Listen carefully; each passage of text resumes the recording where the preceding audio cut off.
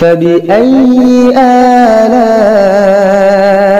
ربكما تكذبان بسم الله الرحمن الرحيم الحمد لله رب العالمين والعاقبة للمتقين والصلاة والسلام على سيد الأنبياء والمرسلين وعلى آله وصحبه أجمعين أما بعد فأعوذ بالله من الشيطان الرجيم بسم الله الرحمن الرحيم قد جاءكم من الله نور وكتاب مبين صدق الله العظيم.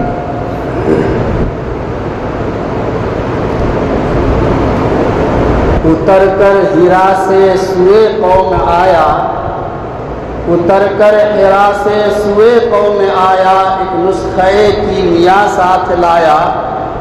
وہ بجلی کا کڑکا تھا یا صوت ہادی، وہ بجلی کا کڑکا تھا یا صوت ہادی، عرب کی زمین جس نے ساری ہلا دی۔ معزز سامعین کرام، حاضرین جمعہ، ہم سب کو یہ بات تقریباً اچھی طرح معلوم ہوگی کہ یہ ماہ مقدس ربیع الاول کا ہے، اور اس ماہ ربیع الاول کو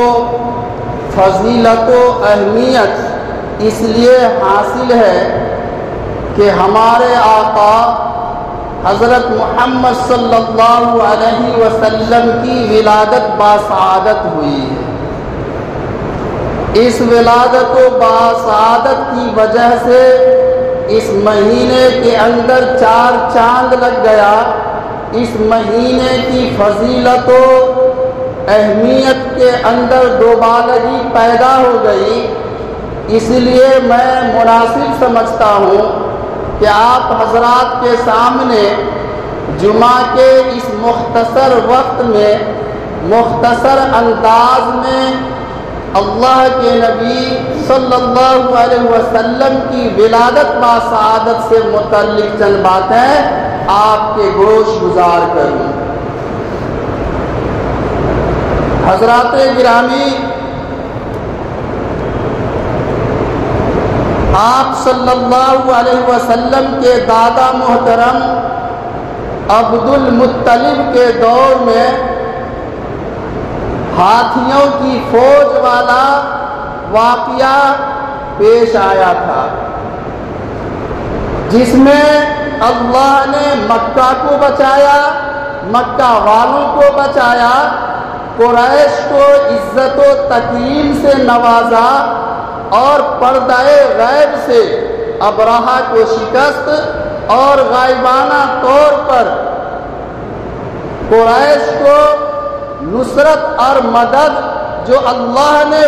فرمائی، وہ در حقیقت اللہ کے نبی صلی اللہ علیہ وسلم کی ولادت کی برکت اور کرامت کا نتیجہ تھی۔ یہ واقعہ تقریباً آپ صلی اللہ علیہ وسلم کی ولادت سے قبل 50 یا 55 دن پہلے وقوع پذیر ہوا تھا۔ آپ اگر غور کریں گے تاریخ کے اوپر تو آپ کو یہ معلوم ہوگا کہ ابرہہ کو بری طرح شکست ہونا اور قریش مکہ کو عبد المطلب اور اس کے ہم نواؤں کو اللہ نے جو عزت و تکریم بخشی، ان کو فتح دلائی، یہ در حقیقت نبی پاک صلی اللہ علیہ وسلم کی نوید ولادت تھی، آپ صلی اللہ علیہ وسلم کی ولادت کی برکت تھی، آپ کی کرامت تھی۔ حضرت نبی پاک صلی اللہ علیہ وسلم کے دادا عبد المطلب نے اپنے عزیز بیٹے عبداللہ کا نکاح بنی زہرا کے بی بی آمینہ کے ساتھ کرایا تھا، لیکن اس سے پہلے کہ آپ حالات پر غور کریں گے تو معلوم ہوگا کہ کس طرح اس نور نبوت کو اپنی طرف منتقل کرنے کے لیے لوگوں نے کوششیں کی تھی۔ عیسائی مبلغ اور عالم ورقہ بن نوفل کی بہن ام قتال نے آپ صلی اللہ علیہ وسلم کے پیشانی پر جب نور نبوت کو دیکھا تو اس نے چاہا کہ یہ نور نبوت اپنی طرف منتقل کر لوں، لہذا ایک موقع سے عبداللہ کو دعوت گناہ دی اور وہ چاہ رہی تھی کہ میرے ساتھ جب ملاقات ہوگی اور وہ نور نبوت میری طرف منتقل ہو جائے گی، لیکن آپ کو معلوم ہونا چاہیے کہ عبد المطلب کا پورا گھرانہ آپ صلی اللہ علیہ وسلم کی ولادت باسعادت سے قبل ہی پاک باز تھی۔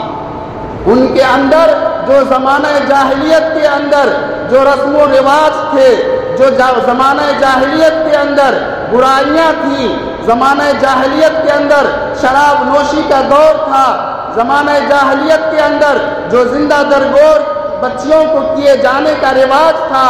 اور نہ جانے دنیا بھر کے جرائم اس کے اندر کود کود کر بھرے ہوئے تھے، لیکن روز اول سے ہی اس خاندان نبوت کے اندر پاک بازگی کی بنیاد تھی اور اس کے اساس پر وہ خاندان چل رہا تھا، کیونکہ اللہ نے اپنے حبیب کو اس خاندان سے بھیجنا تھا، ولادت اور باسعادت کے شرف سے اس کائنات کو مشرف کرنا تھا۔ اس لیے اللہ رب العزت نے آپ صلی اللہ علیہ وسلم کے خاندانی بیک گراؤنڈ کو بالکل پاک اور صاف رکھا، عمدہ رکھا اور پاکیزگی کے اوپر بنیاد رکھا تھا۔ عبداللہ نے جواب دیا ام قتال کو کہ یہ کام مجھ سے ہرگز نہیں ہو سکتا ہے کہ میں تمہاری بات مان لوں اور تمہارے ساتھ میں گناہ میں مبتلا ہو جاؤں۔ روایتوں میں آتا ہے کہ ایک اور یہودی عورت جس کا نام فاطمہ تھا، اس نے بھی آپ صلی اللہ علیہ وسلم کو دعوت گناہ دیا۔ چونکہ وہ یہودی عورت وہ تورات اور انجیل کا عالمہ تھی، اسے پتا تھا اور اس کے اندر جو علامات اس نے پڑھی تھی،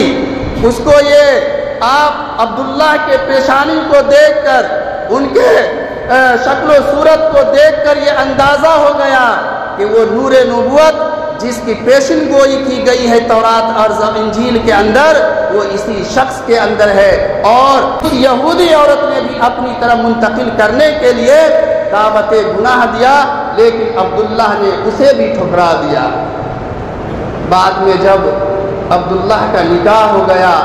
یعنی آپ صلی اللہ علیہ وسلم کے والد محترم کا، تو وہ یہودی عورت ملنے کے بعد کہا کہ میں بخدا میری نیت میرا ارادہ غلط نہیں تھا، میں نے آپ کے پیشانی سے نور نبوت کو سمجھ لیا تھا، اس لیے میں نے آپ کو اپنی طرف اس نور نبوت کو منتقل کرنے کی وجہ سے یہ دعوت دی تھی، ورنہ میری نیت صاف تھی، میں کوئی گناہ کا ارادہ نہیں رکھتی تھی۔ روایتوں میں آتا ہے کہ جس مجلس کے اندر عبداللہ کا نکاح ہوا، اسی مجلس نکاح میں، اسی تقریب میں آپ کے دادا محترم عبد المطلب کا نکاح اماں آمینہ کے چچا کی بیٹی حالہ کے ساتھ ہوتا ہے، جس کے بطن سے حضرت حمزہ رضی اللہ تعالیٰ عنہ پیدا ہوتے ہیں، اور یہ حضرت حمزہ رضی اللہ تعالیٰ عنہ آپ صلی اللہ علیہ وسلم کے چچا بھی ہیں اور رضائی بھائی بھی ہیں۔ تو اللہ کے نبی صلی اللہ علیہ وسلم کی ولادت باسعادت سے پہلے عبد المطلب بیان کرتے ہیں کہ ایک دن میں حتیم کعبہ میں سو رہا تھا کہ میں نے ایک عجیب و غریب خواب دیکھا، جس میں نے ایک درخت دیکھا کہ اس درخت کی ٹہنیاں اور اس کی شاخیں بڑھتے بڑھتے آسمانوں کو چھونے لگی ہیں، اور وہ پھیلتے پھیلتے مشرق و مغرب کے اوپر چھا گئی ہیں۔ پھر میں نے دیکھا کہ اس درخت کی شاخوں سے کچھ لوگ لٹک رہے ہیں، اور کچھ لوگ وہ ہیں کہ جو اس کی ٹہنیوں کو، اس کی شاخوں کو کاٹنے کی کوشش کر رہے ہیں، اس کے در پہ ہیں۔ پھر اتنے میں نے دیکھا کہ ایک انتہائی حسین و جمیل شخص نمودار ہوا، اور اس کاٹنے والے شخص کی طرف آگے بڑھ کر کے اسے ہٹا رہے ہیں۔ میں نے بھی چاہا کہ اس درخت سے کچھ پھل حاصل کروں اور اسے استعمال کروں، تو اس حسین و جمیل نوجوان نے مجھے روک دیا اور یہ کہہ کے منع کر دیا کہ اس میں آپ کا حصہ نہیں ہے، اس میں تو ان خوش نصیب لوگوں کا حصہ ہے جو اس درخت سے لٹک رہے ہیں۔ جب آنکھ کھلی تو عبد المطلب گھبرا کر اٹھے اور کہا کہ مجھے یہ ایک عجیب و غریب خواب محسوس ہوا۔ میں بھاگا بھاگا ایک کاہنہ عورت کے پاس پہنچا جو خواب کی تعبیر بتاتی تھی۔ اس کاہنہ عورت کے پاس پہنچا تو میں نے پورے خواب کی تفصیل بتائی۔ جب میں نے خواب کی تفصیل اس عورت سے بتائی تو اس عورت نے میری طرف اوپر نیچے کئی مرتبہ دیکھا، پھر اس کے چہرے کے رنگ بدلتے رہے اور وہ متفکر رہی، سوچتی رہی، اور تھوڑی دیر کے بعد وہ گویا ہوئی کہ اگر آپ نے واقعی میں یہ خواب دیکھا ہے اور اس خواب کی حقیقت مسلم ہے تو یاد رکھیے کہ آپ کے خاندان میں سے ایک ایسی ہستی پیدا ہونے والا ہے کہ جس کی حکمرانی اور جس کا نام لیوا، جس کی خیر و برکت، جس کی کرامت اور جس کا معجزہ جنوب و شمال اور مشرق و مغرب چہار جانب پھیل جائے گا، ہر طرف اس کا بول بالا ہوگا۔ ظاہر ہے کہ اس خواب کی تعبیر آپ صلی اللہ علیہ وسلم کی ولادت بعد آپ سعادت کی شکل میں مل چکی تھی، لیکن ابھی آپ دنیا میں تشریف نہیں لائے، اور تشریف لانے سے پہلے ذرا ہم اماں آمینہ کے خود بیان کو سنتے ہیں کہ جب آپ صلی اللہ علیہ وسلم اپنے والدہ محترمہ کے رحم میں جاتے ہیں تو اس وقت ان کی کیفیت کیا ہوتی ہے۔ دنیا میں آنے سے پہلے جو آپ کی والدہ محترمہ نے لوگوں کو بتایا ہے، دنیا کو بتایا ہے کہ کیا کیفیت تھی جب آپ صلی اللہ علیہ وسلم میرے بطن کے اندر تھے، اس کیفیت کو سنیے۔ حضرت اماں آمنہ فرماتی ہیں کہ جب میں اس نور نبوت کی امین ہوئی، جب سے یہ میرے بطن کے اندر آیا تو میں ایک عجیب و غریب مجھے کیفیت محسوس ہونے لگی، اور عام طور سے جو جچگی کے ایام میں عورتوں کو بھاری پن محسوس ہوتا ہے، تکلیف محسوس ہوتا ہے، میرے محترم وہ بیان کرتی ہیں کہ مجھے جچگی کے عالم کی کوئی تکلیف محسوس نہیں ہوتی تھی، کوئی مجھے بوجھل پن محسوس نہیں ہوتا، حتیٰ کہ جب میں راستوں پہ چلتی تو آپ جانتے ہیں کہ اس زمانے کی بات ہے کہ جب سنگلاخ علاقہ تھا عرب، اور پتھر اور روڑے ہی روڑے تھے۔ آج کے دور میں اگر جانے والے دیکھ کے آتے ہیں اور بتاتے ہیں کہ وہاں تو کارپیٹ سڑکیں بن گئی ہیں، اتنا ملائم اور مسطح سڑکیں ہیں کہ چلنے میں کوئی دشواری نہیں ہوتی، لیکن اس وقت کا تصور کیجئے کہ جس وقت کا یہ واقعہ ہے۔ اماں آمینہ بیان کرتی ہیں کہ جب میں راستے کے اوپر چلتی اور میرے پیر کے اندر کوئی کنکر یا روڑا آ جاتا تو وہ روڑا روئی کے گالے کے مانند نرم ہو جاتا تھا، مجھے چبھن محسوس نہیں ہوتا اور نہ مجھے ٹھوکر لگتی تھی۔ پھر اماں آمنہ بیان کرتی ہیں کہ دیہاتوں میں جو پانی لانے کا نظام تھا وہ کنویں پر سے گھڑا میں بھر کے گھروں میں لایا جاتا تھا، وہ بھی جایا کرتی تھی۔ کہتی ہیں کہ دیگر عورتوں کے ساتھ میں بھی پانی بھرنے کے لیے کنویں پر پہنچتی، لیکن جب میں کنویں کے اوپر پہنچتی تو دوسری عورتیں اپنے ڈول کو، اپنے برتن کو کنویں میں لٹکاتی اور پھر گہرائی سے نیچے سے پانی وہ لے لیتی تھی اور نکلتی تھی۔ جب میں اپنے ڈول کو اس کنویں کے اوپر جیسے ہی ڈالتی تو پانی کنویں کے منڈیر تک خود بخود اٹھ کے آ جاتا تھا، اور میں بڑی آسانی سے ڈول کنویں کے منڈیر کے اوپر سے ہی بھر لیا کرتی تھی۔ نہ مجھے جھکنا پڑتا تھا، نہ مجھے پانی کو ڈول میں کھینچنا پڑتا تھا، بلکہ میں بڑی آسانی کے ساتھ منڈیر سے ہی ڈول کو بھر لیا کرتی تھی۔ یہ کیفیت کب سے ہے؟ جب آپ صلی اللہ علیہ وسلم اپنے والدہ محترمہ کے بطن کے اندر آ چکے ہیں۔ میرے محترم بزرگوں اور دوستوں، آپ کو تعجب ہوگا، حضرت اماں آمنہ بیان فرماتی ہیں کہ اس زمانے کے اندر مجھے عجیب و غریب نور نبوت نظر آنے لگے اور میں روشنی دیکھتی، مجھے عجیب کیفیت میرے اوپر طاری ہوتی، میں جب راتوں کو سوتی تو مجھے خواب میں نور نظر آتا۔ تو میں بیدار ہونے کے بعد ایک دن اپنی سہیلیوں سے، اپنے ہم نشی عورتوں سے جب میں نے ذکر کیا تو اس نے کہا کہ بہن، اس حالت میں ایسا ہوتا ہے کہ عورتوں کو سایہ گویا کہ نظر لگ جاتی ہے، اس پر سایہ کا اثر ہو جاتا ہے۔ اس لیے عرب میں تو توہم پرستی تھی، وہ تھوڑی سی باتوں پر بھی وہ وہم میں مبتلا ہو جاتے تھے، لہٰذا اس توہم پرستی کی بنیاد پر عورتوں نے انہیں مشورہ دیا کہ لگتا ہے کہ آپ کے اوپر بھی سایہ کا اثر ہو گیا ہے۔ اس حالت میں ہم لوگ لوہے کا کڑا بنا کر گلے میں ڈال لیتے ہیں تاکہ اس سائے کے اثر سے محفوظ رہیں۔ لہٰذا اما آمینہ بیان کرتی ہیں کہ میں نے بھی ایک لوہے کا کڑا بنوایا اور اپنے گلے میں ڈال لیا، لیکن جیسے ہی پہلی رات ہوئی تو میں نے خواب میں دیکھا کہ ایک عظیم الشان ہستی جو بالکل ہی سبز امامہ، سفید داڑھی اور ایک دم وجیح شکل و صورت والی شخصیت ہے، وہ میرے خواب میں آتے ہیں، میری طرف اپنی شہادت کی انگلی سے اشارہ کرتے ہیں اور اشارہ کرنے کے بعد وہ گلے سے کڑا ٹوٹ کر نیچے گر جاتا ہے۔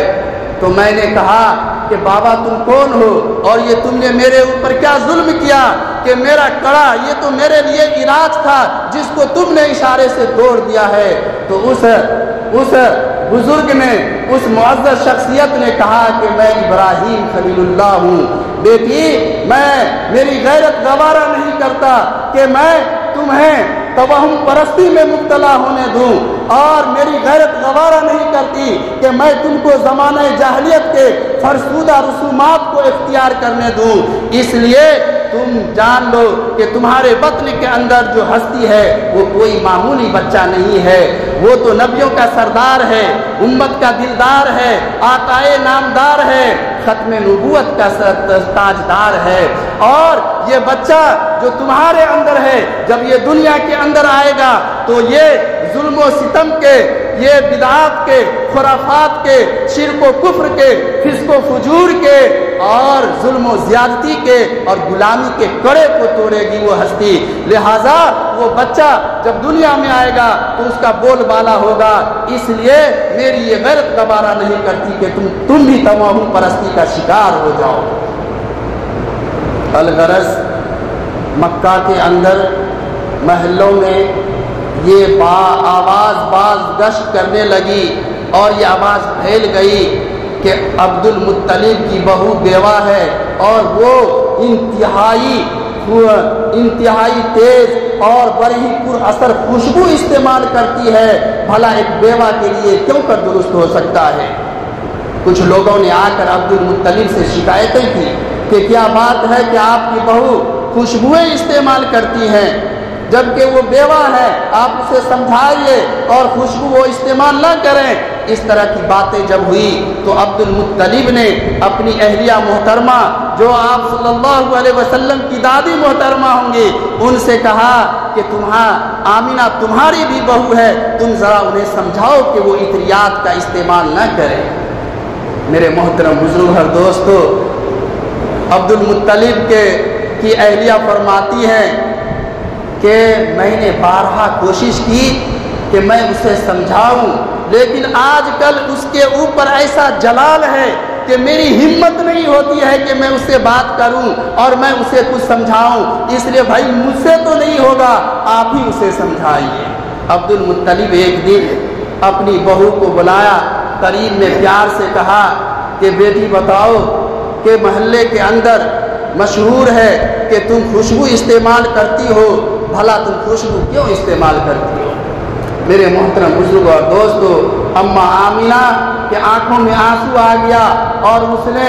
عبد المطلب سے کہا کہ میں نے آج تک بازار کا منہ نہیں دیکھا، میں نے کبھی بازار نہیں گیا، میں نے کبھی کوئی عطر نہیں خریدی، اور پھر میں جب عطر خریدی نہیں، مجھے کسی نے لا کے نہیں دیا تو میں بھلا عطر کیسے لگاؤں؟ لیکن آپ کو ایک بات بتاؤں جو اس سے بھی عجیب و غریب ہے، آپ اگر اس بات کو سنیں گے تو آپ کہیں گے یہ تو پاگل اور دیوانی ہے۔ میں آپ کو بتاتی ہوں کہ جب میں پہاڑوں کے پاس سے گزرتی ہوں تو پہاڑ مجھ سے ہم کلام ہوتے ہیں، جب میں دیواروں کے پاس سے گزرتی ہوں تو دیواریں مجھ سے باتیں کرتے ہیں، جب میں چاند کی طرف دیکھتی ہوں تو یہ چاند مجھ کو آداب بجا لاتا ہے، جب میں ستاروں کی طرف دیکھتی ہوں تو یہ ستارے مجھے آداب بجا لاتے ہیں، جب میں درختوں کے پاس سے گزرتی ہوں تو یہ درخت مجھ سے سلامی پیش کرتے ہیں، جب میں دنیا کی کسی بھی چیز کے پاس سے گزرتی ہوں تو وہ مجھ سے خوشخبری سناتے ہیں، مکہ کی در و دیوار مجھے خوشخبری سناتے ہیں۔ اور اس سے بھی عجیب و غریب بات یہ ہے کہ جہاں میں تھوکتی ہوں تو وہاں سے بھی خوشبو کی لپٹیں اٹھتی ہیں۔ اللہ اکبر! یہ سب کرامات اللہ کے نبی صلی اللہ علیہ وسلم جو اپنے والدہ محترمہ کے رحم میں ہے، دنیا میں آنے سے پہلے ہی دنیا کے اندر اپنی آمد کی خبر دے رہے ہیں اور اپنی آمد کی خصوصیات ظاہر فرما رہے ہیں۔ میرے محترم، اب آئیے میں آپ کو بتاؤں کہ اللہ کے نبی صلی اللہ علیہ وسلم کی ولادت کس دن ہوئی اور کس تاریخ میں ہوئی اور کس وقت میں ہوئی۔ آپ سب کو یہ بات معلوم ہے کہ 12 ربیع الاول کو آپ صلی اللہ علیہ وسلم کی ولادت ہوئی ہے، لیکن اس سلسلے میں مفسرین نے، محققین نے تاریخ میں اختلاف کا اظہار کیا ہے۔ بعض حضرات کہتے ہیں کہ آپ کی ولادت 8 ربیع الاول کو ہوئی ہے، بعض حضرات فرماتے ہیں کہ آپ کی ولادت 9 ربیع الاول کو ہوئی ہے، اور بعض حضرات کہتے ہیں کہ آپ کی ولادت 12 ربیع الاول کو ہوئی ہے۔ یہ اور بات ہے کہ زیادہ تر محققین 9 اور 12 والی تاریخ پر اتفاق کرتے ہیں اور 8 والی تاریخ پہ کچھ ہی لوگ ہیں۔ بہر صورت تاریخ جو بھی ہو، چاہے 8 کی ولادت ہو یا کہ 9 اور 12 کی ولادت ہو، بہر صورت صبح کا وقت تھا، بالکل تڑکا، اور وقت جو ہے صبح کا اور دن پیر کا تھا جس وقت آپ صلی اللہ علیہ وسلم کی ولادت ہو رہی ہے۔ لیکن ذرا ہم ولادت کے وقت کے جو مناظر ہیں اور اس وقت کے جو ماحول ہے اور اس وقت کا جو پس منظر ہے اس کو دیکھیے، اور یہ ہم کسی اور سے نہیں، خود اماں آمینہ کا بیان سنتے ہیں۔ وہ کہتی ہیں کہ جس وقت میرے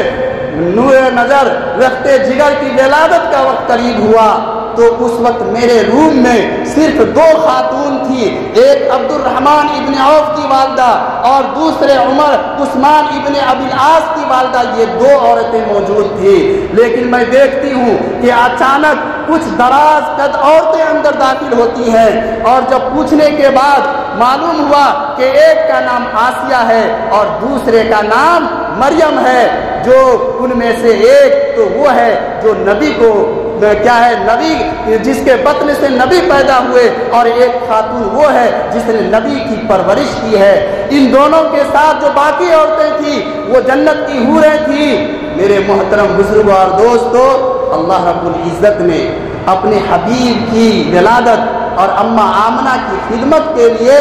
جس عملہ کو مقرر کیا ہے، جس اراکین کو منتخب فرمایا ہے، وہ انتہائی پاک باز اور پاکیزہ ہستی ہے، اس کو مقرر کیا گیا۔ ان تمام عورتوں کا سربراہ حضرت مریم اور حضرت آسیہ کو مقرر کیا گیا۔ آپ یہ کہہ سکتے ہیں کہ گویا یہ لوگ، یہ عملہ اللہ کی طرف سے یہ خدائی نرسنگ اسٹاف تھا جو نبی پاک صلی اللہ علیہ وسلم کی ولادت کے لیے موجود ہے، اور اللہ کی طرف سے ان عملہ کو مقرر کیا گیا ہے۔ لہٰذا اور آگے سنیے، اماں آمینہ بیان کرتی ہیں کہ جیسے ہی ولادت کا وقت قریب ہوا، جب عین وقت ہوا تو اس وقت روم کے اندر ایک چراغ جل رہا تھا، وہ چراغ اچانک تیل ختم ہونے کی وجہ سے بجھ گیا، تو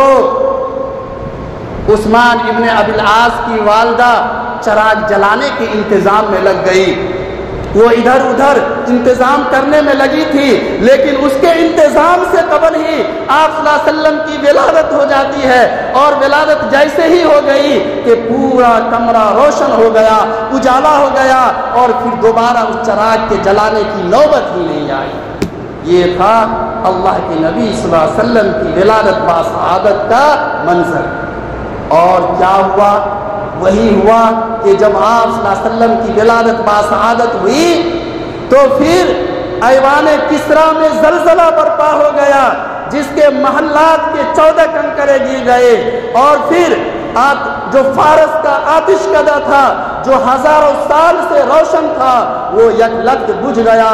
اور جو صنم خانے تھے وہ سب کے سب سرنگوں ہو گئے۔ ظلم و زیادتی کی طاقتیں ماند پڑ گئی، اور ہر طرف پھر اللہ رب العزت کے حکم سے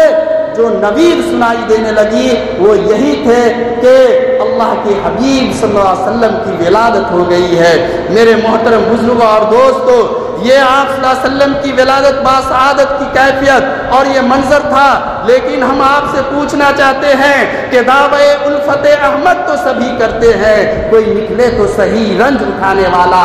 اس حبیب کا نام لیوا ہم ہیں، ہم اس کی شیدائی ہیں، ہم اس کے عشق میں ہم ڈوب جاتے ہیں، ہم اپنے آپ کو عاشق رسول کہلاتے ہیں، ہم محب حبیب کہلاتے ہیں۔ جب ہمارے حبیب کے